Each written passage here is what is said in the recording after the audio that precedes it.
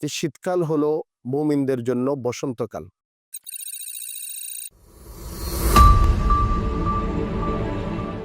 আসসালামু আলাইকুম রহমতুল্লাহ বরকাত। আলহামদুলিল্লাহ ওসলাত ওসালাম আলামাল্লা নবিয়া বাহাদা আম্মাবাদ। সুপ্রিয় দর্শক, মনাহিল টিভির পক্ষ থেকে আপনাদেরকে স্বাগতম। আজকে আমাদের সাথে অতিথি হিসেবে রয়েছেন জামিয়াতুল শেখ জমিরুদ্দিন আল ইসলামিয়ার আরবি ভাষা বিভাগের প্রধান মাওলানা আসিম বাবুনগরী বারাকাল্লাহ ফি হায়াতি। আমরা জানি যে বিভিন্ন দেশে বিভিন্ন মৌসুম আসে। বাংলাদেশে বিশেষভাবে প্রায় আমরা শীতকাল দেখতে পাই। বিশেষ করে ৪টি মাসের মধ্যে অতিরিক্ত শীত আমরা অনুভব করে থাকি। আর বাকি ৮টি মাস যদিও বর্ষা সেখানে স্থান গ্রহণ করলেও সাধারণত বর্ষা এই মৌসুমকেও আমরা গ্রীষ্ম হিসেবে অনুভব করে থাকি। তাই আমাদের দেশের মানুষের প্রায় ৮ মাস পর্যন্ত ফাঁকা ব্যবহার করে, এসি ব্যবহার করে ৪ মাসে একটু সেগুলি কমিয়ে দিয়ে থাকে। তাই এই শীতকালে ঠান্ডা পড়ার সময় অনেক কষ্ট হয়ে যায়, যার কারণে শরীয়তে অনেক সহজ বিধান করে দিয়েছে। মওজা মসাহের জন্য, মুকিমের জন্য ১ দিন ১ রাত, মুসাফিরের জন্য ৩ দিন রাত, ৩ রাতের ব্যবস্থা করেছে। তাই এই শীতকালে এই কষ্টের মধ্যে ইবাদত করলে কিন্তু আল্লাহ পাক অনেক পুরস্কারও ঘোষণা করেছেন। সে বিষয়ে আলোচনা করবেন আজকের আমাদের সম্মানিত অতিথি। প্লিজ। আসসালামু আলাইকুম রহমতুল্লাহ বরকাত। নাহমাদুহু ওয়া নুসাল্লি আলা রাসূলিল কারীম।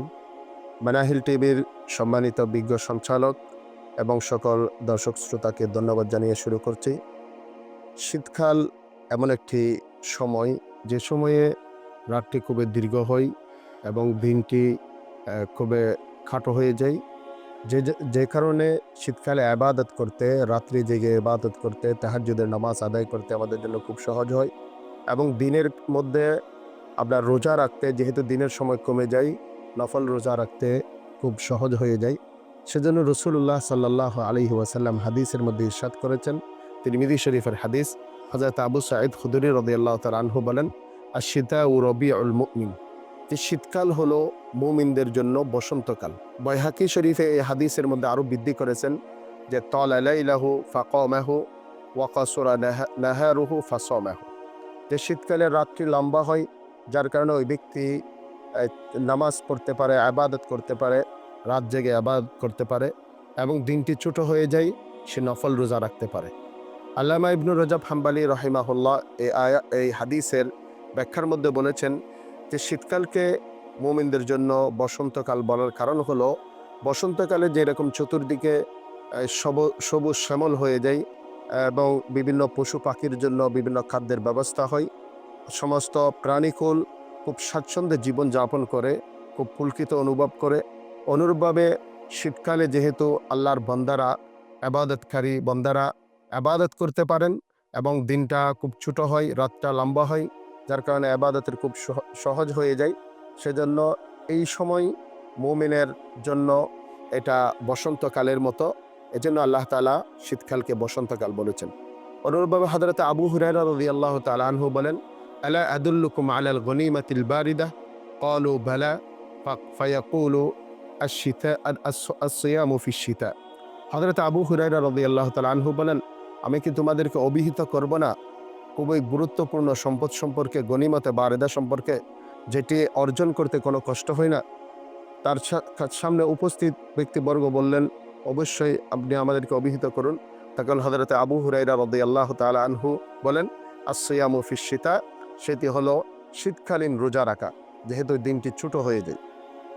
এভাবে হযরত আব্দুল্লাহ বিন মাসউদ রাদিয়াল্লাহু তাআলা আনহু বলেন, মারহাবান বিশ-শিতা, শীতকাল আসলে উনি শীতকালকে স্বাগতম জানাতেন, বলতেন তানজিলু ফীহিল বারাকা, শীতকালে বরকত নাযিল হয় এবং শীতকালের রাতটি লম্বা হয়, যার কারণে ইবাদত করতে সহজ হয় এবং দিনটি ছোট হয়, এই দিনের বেলায় রোজা রাখতে সহজ হয়।